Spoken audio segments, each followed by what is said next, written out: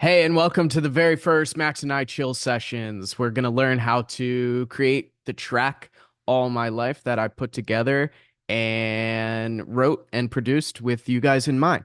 So, we're going to put it all together. We're going to set up Logic. If this is your very first time, welcome. Good for you. We're going to get you guys going on a beginner standpoint here, and anything you don't know, hopefully, we explain well, and we're available for questions on Instagram. But the very first thing we're going to do when we open Logic, this is what you're going to get. So if your audio one track comes through, these might be on. Go ahead, switch these off. We're not going to be recording anything per se today, or for the rest of the video. This is all going to be through the computer. So we want to go over here. We want to check. Usually when I open up a project, the first thing I'll do is just double check my secondary tool here. So you should have a pointer and this little cross here. So I usually set it up just with the scissor tool because I know I might be using that first. It doesn't matter. This is not crazy important. But here's your tools. We'll be using a lot of these. We'll definitely be using the marquee, automation curve tool, the fade tool, the mute tool, scissor tool, maybe the pencil tool. We'll see. Then we'll go over to snap. It should be on absolute value. It signs you in as relative value. Go ahead and hit absolute value. So we got that set up. All that means is when we drop a track in here, it's going to place us on a bar instead of potentially if we dropped a track, let's say midway between a note here or a beat, that if we copy and paste this, it's going to copy it to the exact same position elsewhere in the track. So for now, we want it on absolute value because we're going to be snapping everything to bars. Then we have our drag.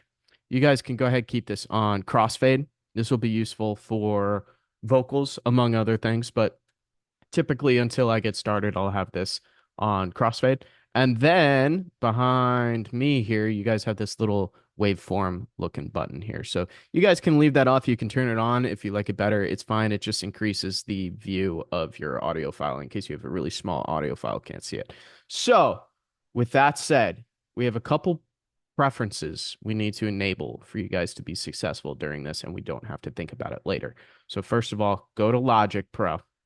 You'll go down to settings, go to advanced, and then right here, enable complete features. Click it.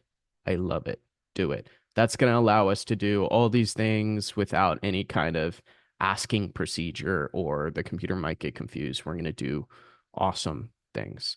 And then your IO buffer size, mine's set to 1024. This is in audio and preferences. You guys can probably do 512. I have 1024 because I'm recording at the same time. My computer can't handle it all the time. Processing threads. This will be different for everybody. I set mine to 16 because I have 16. And then the rest of this, you guys can check this out. We don't have to worry too much about this today. Now, the other thing we have up here, I want you guys to go to the top toolbar on your computer within the Logic Pro tab, Mix. Down here, you'll see Auto Select Automation Parameter in read mode. We want this. Go ahead and make sure this is checked. Then we have our kind of control bar here. So this tells us what's going on in the song. So first thing, we know this song's going to be 140 BPM. So we can double click, type in 140, or similarly, you can drag this up and down to 140. We know the song's going to be in B flat minor. Doink. And then from here, you have a drop down. This just gives you play count and things like that. I like to stick it on custom so I can see kind of everything where everything's going on. It doesn't tell you the key, but if you need the key, you forgot what it is, which I do all the time, you can just go back to Beats and Project. Boom, there's your key. So we have custom right here. So what we're going to do now is go ahead and set up our project with all the tracks necessary to create the song. So first of all, we have our vocal channels. So we'll need 1, 2, 3, 4. We'll need 4 audio tracks. You can go ahead, go to track, new audio track, or if you already have this audio 1 in here, we can go ahead, duplicate this track 3 more times. 1, 2, 3. just like that. So what we'll do from here, go ahead and highlight all these, right click them, create a track stack. Boom. It's going to ask you for a folder stack or a summing stack. We want a summing stack because we want to have mixing control over this stack right here. So go ahead, hit summing stack. Boom. It should say, it might say some one, it might say some two. Who knows? It doesn't matter. I want you guys to highlight everything again. Right click, go down to assign track color. This is going to enable our coloring of the tracks. You can make this any color you like, but if you're following me, I make my vocals red most of the time. So what we can do from here, guys can label this summing stack. So just click on the top here and we'll label it box, just like that. Now we have a few more tracks just so we stay in line with everything we're going to need. We're going to need a lead vocal. We're going to need a low chop. We're going to need a high chop. And we're going to need a separate track for a different processed low chop. And I labeled that as center right there. So another fun thing I like to do just to make everything look pretty and organized, you can right click this icon. And for vocals, again, you guys can pick whatever you want, but I like to pick on this mic right here because this looks like the Shure SM7B, which is what's right in front of my face here. So we'll click on that. And now we have a whole vocal channel. Awesome. So what we can do from here, which is really easy, is we have the summing stack. We can copy this summing stack. So if we click duplicate track, we get a whole new stack, which is awesome. This is going to be on a different what we call bus, and a bus is essentially just a different channel. So each of these, if this is bus 1, this is bus 2, these are going to lead to our stereo out. So in a plug-in chain, if we have bus 1, stereo out, bus 2 would be right below it. So if you had analog equipment, technically your bus 1 would be linked to your stereo out, your bus 2 would be linked to your stereo out, but they're separate channels, so we can process them differently. So on our next little section here, on our other summing stack, we're going to label this one chords. Boop, just like that. And for chords, we will need 1, 2, 3, 4 software tracks. So within your chord track here, you can go to track, new software instrument track. Boom. So it might be a different color. That's okay. Whatever pops up is fine. We need 4 of these. So 1, 2, 3, 4. The first one that we're going to need is our pad synth. So we're going to go ahead and label that pad synth. And then the second one we'll need is our screaming lead. Third one we'll need is our guitar ARP. And then the fourth one we'll need is our heavy synth. Very good. So now we have these other tracks here. These are audio tracks. So on these will be different things. We'll have our choir -7. We'll have our choir +5. 1, 2, 3, 4, 5, 6. And so we have all 6 tracks. And we could get rid of these because those were just copied. And we can change these to a different color. I like to pick green. All right. So now we can change our icon to whatever we like. I think I like to pick on the electronic keyboard. I like to match them kind of with what we're doing. So now we have our chords. So you guys can see kind of the background of Logic is changing the color too. So kind of a dim red, dim green right there. So we'll need more summing stacks. So let's do this again. This was a good one to make because now we have software and audio tracks. So let's duplicate the chord stack. Let's go ahead, call this bass. So we only need 2 software tracks within our bass summing stack. So we can get rid of these 4. These are both software. How do we know these are software? Because it's bringing up my instrument channel tracks. If we go to our audio track, you guys can see all you can add is plugins, which makes sense. So we have bass here. So our first bass is going to be our distorted bass. I just labeled distort bass. And then we're going to have a sub bass. And then you can go and get this color going. I'll paint this a teal blue. And we need more. So we're going to copy our chord stack again. Make sure when you guys are clicking and dragging this stuff, you see this little arrow here, you can collapse your stack. So as we get more tracks in here and it gets more involved, we can stay organized. So make sure none of your tracks slipped out of here. You can drag this down. And now we have another chord track. But for this one, this is going to be our drums track. So we'll go ahead. I forgot about my little bass button here. What did I put down for this guy? Let's see. In our bass, we have a nice big, looks like a bass amplifier or something. I like that. And then for our drums, let's get a little drum set in here. So our drums, we have 1, 2, 3, 4, 5, 6, 7, 8, 9, all audio tracks. So you guys know that these are software tracks, so we don't want those, but we need more audio tracks. So we have 1, 2, 3, 4, 5, 6, 7, 8, 9. All right, so we'll label all of these, or we'll color them. Do it a blue. You guys can pick whatever colors you want. And then our first one is going to be our soft kick. I like to keep the track stacks in all caps and the regular tracks just lower. So soft kick, heavy kick. We have EDM snare. We have smack snare. We have tonal snare. We have hi-hats. We have crash. We have ride. And we have drum fill. Very nice. Looking much more organized already, looking like we know what we're doing. So we have all these guys here. Very good. So our last summing stack that we'll need for this is our FX summing stack. So we'll go ahead and copy the drums since they have lots of audio tracks. That'll be easy for us. Let's go ahead and label this FX. I'm going to color these pink. And let's give it, what should we give it?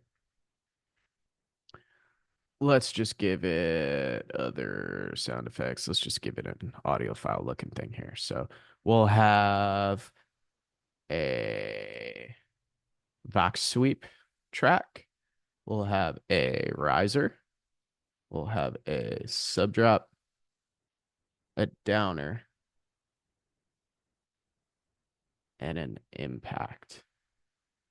Boom, right there. So we don't need the rest of these. We can delete those. And we have our complete track ready to go. This is everything that's going to go into the song. So one of the last things I like to do, just to set everything up, we'll go to track, show output track. And it has a hotkey here. I'm not used to all of these. So show output track. Click on that and boom, you get the stereo out module down here. So I usually color this brown, something that I know it's out of the way and it's not really a part of the production, but it's useful. So with our stereo out, you guys can label this as well. So I usually put like a mixing knob or something on here just so we know. Stereo out is great. And you guys will see when I collapse these are not linked to the stereo out. The stereo out's on its own thing. So if we had a bunch of music playing here and I took this fader and I dropped it to nothing, you guys can see it just went down all the way. So we'll bring that up to 0. So a couple other things. When we have, let's go to our chord stack here because we have software tracks and audio tracks. So we talked about the difference very briefly on how these are different. So we have audio track here, which allows us, you have audio effects. When you bring this up, you can add different plugins to it. So like a compressor, we'll be using EQ, we'll be using modulation, we'll be using chorus, we'll be using utility gain, we'll be using all kinds of things, which we'll talk about.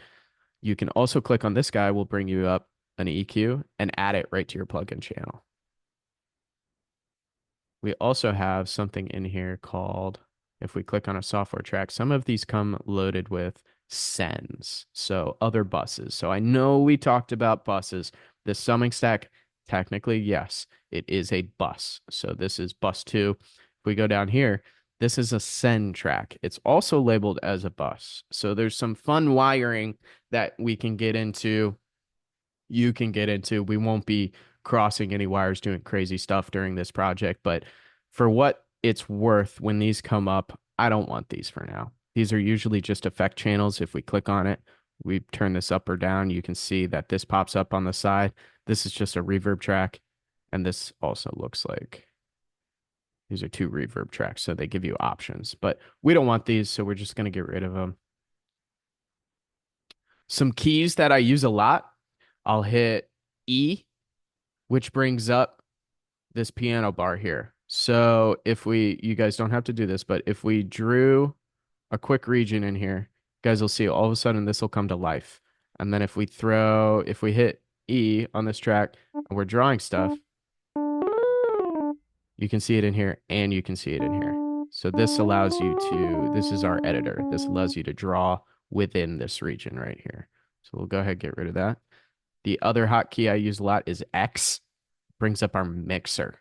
So you guys can see these bus channels in here. We talked about get rid of them. You can do it from here. It's easier. You can see all of them. So we can go ahead, get rid of those. And the easiest way to do this is highlight these and get rid of what you're looking at if they're the same. All right. And you can also manage your tracks from here too. So our base summing stack is closed. So if we click this arrow, it's open. And I see some buses in here too. So if you guys see these buses, just get rid of them.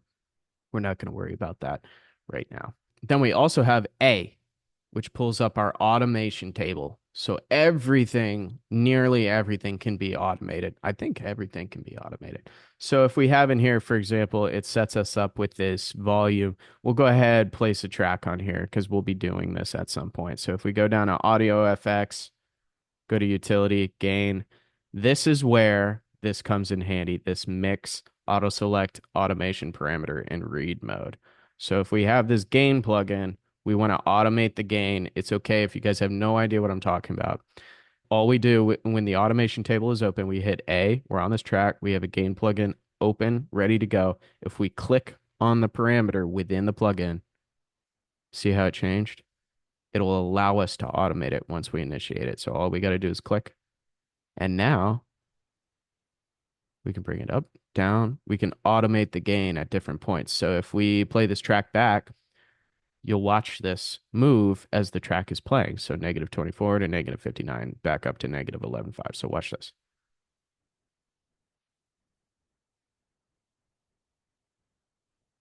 Pretty cool. So we'll get into that. We don't need this for now. I'm going to get rid of our gain plugin. And then we're back here. So you guys have with your project files, not only the audio files and the MIDI information that we're going to be using on this project, but I loaded in a project screenshot.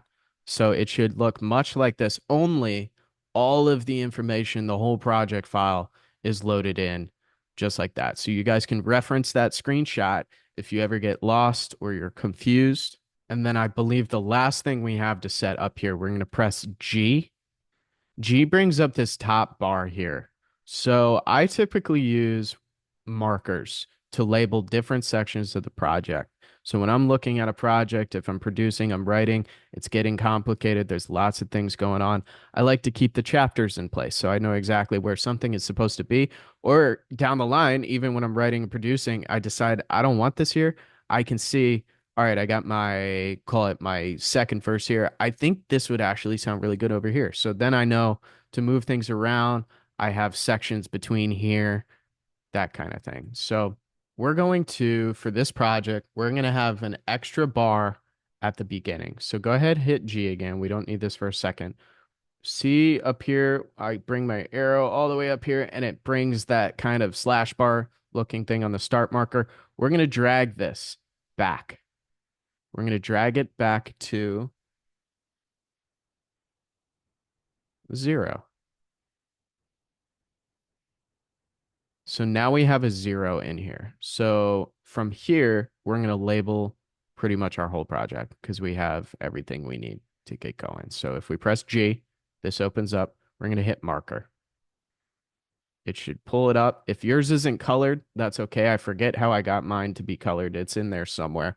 But this is going to be our pre-section, not really our intro. You could label it intro. That's fine. But that's going to be 0 to 1. Then we're going to add another marker. This is going to be our verse 1. We're going to get down to bar number 9. This is going to be our verse 1.5. So it's like a verse and a half type of thing. Not verse 2, it's still our verse 1, but we're not ready for a different section yet. You could call it a pre-chorus, but we're calling it verse 1.5 on here because that's how the song is going. So on bar number 17, we will start our build up. So we're going to call it build 1. And then I section these pretty tight. So on this, our build is constantly evolving. So I like to make sure I have a secondary marker in here. We'll go ahead, call this build 1.5, bar 21. And then when we get to bar 25, our drop is going in.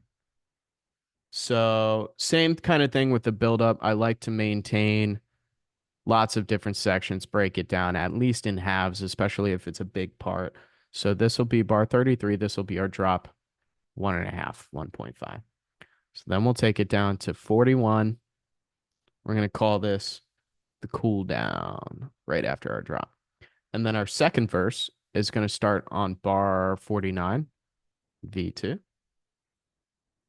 And then our second verse is going to be a little bit shorter than our first verse. So right at bar number 57, we're going to get into our second build up. So we have build 2. And then at 65, we'll get into our drop 2.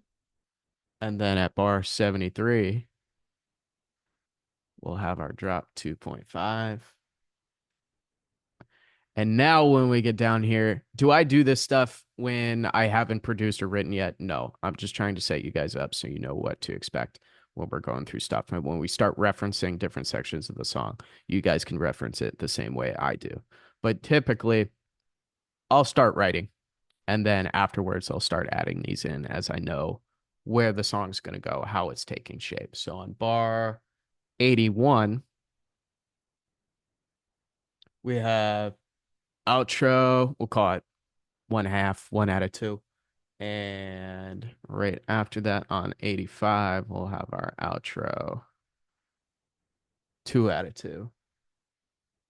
And then on 89, this will be the termination point of our song. So we have this outro. I know by this point in time, bar 89, 2 minutes and 30 seconds, I want the song silenced. Like it's over on Spotify. It's on to the next song. So end, sometimes I'll put cut, sometimes I'll put out, but out is confusing sometimes when I have outros in there. So we'll just say on the original I put cut. So we'll put cut. So that's what we have. And now we have a nice looking project ready to go, just no information yet. So if we hit G, get that out of there. If you guys go ahead and click, same kind of thing as we got the pre section over here, you guys can click and drag your project back so the shadow section is in line with your cut bar. So now all we see is our full project right here. All right. It's a lot of setup. There's ways to, I have templates that I have set up. If I know I'm about to start writing a new song, when I open Logic, I have templates available to me that I created just like this. So this can be you guys' template.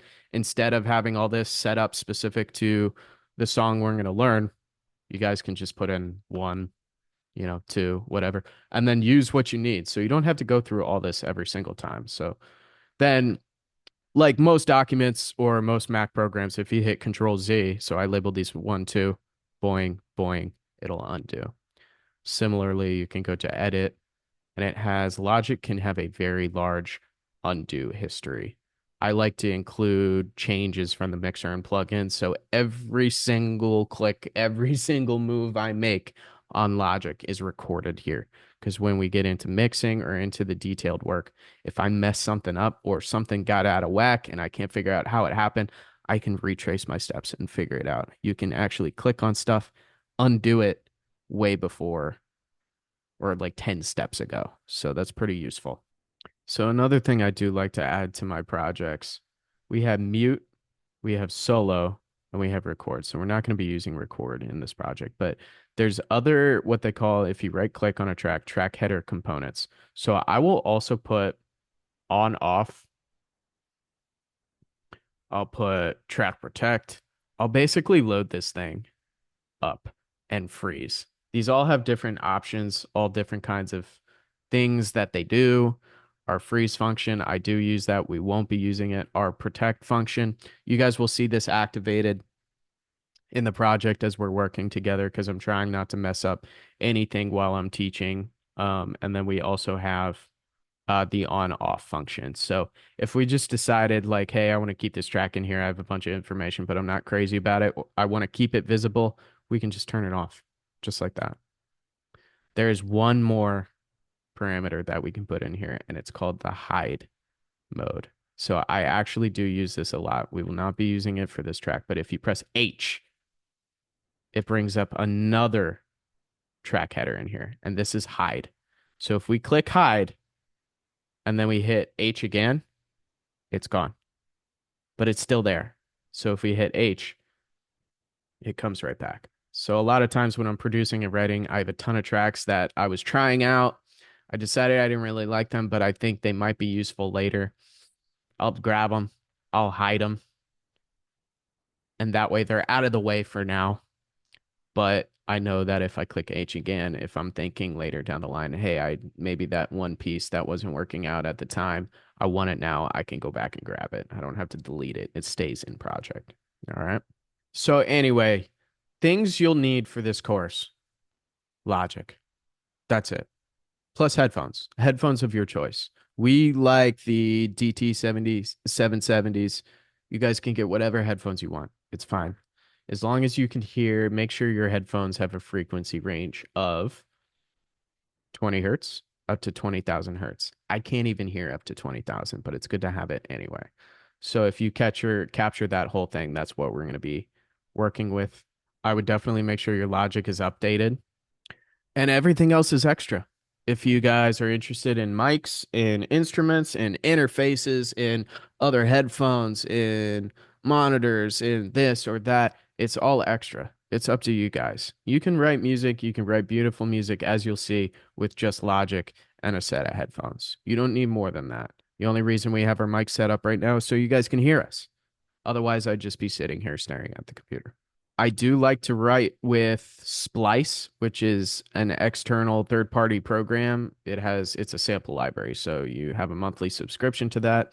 I'm not sponsored by them. I'm not saying to use them or don't use them. I like it. It gives me kind of the creativity factor if I'm thinking of something or if I need some kind of revelation to come to be, then I can go to Splice and I can grab different things, audio samples, vocals. I can grab instruments, can grab all kinds of sounds that help me build the music. So I'm not saying you guys have to have Splice. Everything you need for this project is in the sample pack, and it's right here in Logic. But anyway, if this is your first day on Logic, this was a good starting point to begin with. I know it's not necessarily very exciting because we're not doing music yet, but this is already a lot of information that we're putting in here. This is very important. Have these basics set up. It's super important to be organized in your project. I love the color features that Logic has. Helps me stay organized. I love my summing stacks. I'll put things in stacks all the time. It's very rare that I'll have a track that is not within a track in a stack. But production takes a lot of time to learn. It's definitely a slow grind. You guys remember when you first started typing on the computer, or even when cell phones had the 123, 222, 333 feature. Like, it takes time to figure it out. Work at your own pace, be patient, take breaks often. It's not a big deal to get frustrated. If you get frustrated, just take a break. It's no big deal. No one is breathing down your neck to get this right. It can be very technical. And if it comes naturally to you guys, if it's very easy, then awesome. I love that for you guys. It wasn't easy for me. Make sure you guys are proud of every single step you take. You should be proud that you even organized this project. This is a lot of information. Everything you do, every time you open Logic, you should be proud of yourself. You should open Logic with the intent to have fun, to make music. Don't think about other people. Think about what you want.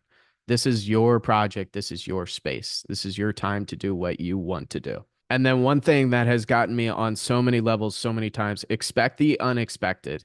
You got something big going on. You're super happy about it. All of a sudden, the project's going crazy. Problems happen. The answers are out there. There's never been a problem that I haven't been able to solve in a week's worth of time.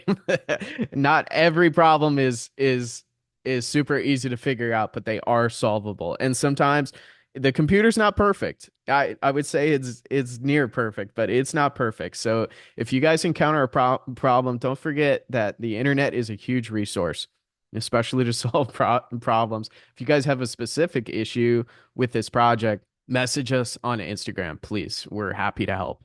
Max, come here, buddy. Good boy. Come Ugh. And finally, who are we? Why do you care? Why does this guy keep saying we? We are Max and I. This being Max, me being Nikki. Together, we are Max and I. We've been making music for about 5 or 6 years now, and we love it. And we want to give back to you guys. We want to teach you how to do what we do. There's a lot of things, a lot of resources out there. So we appreciate you guys being with us. We're going to teach you to the best we can, and we're going to teach you everything that we wish someone taught us back in the day. So let's make music. This is the end of the first video. Great job. We'll catch you soon. Bye bye.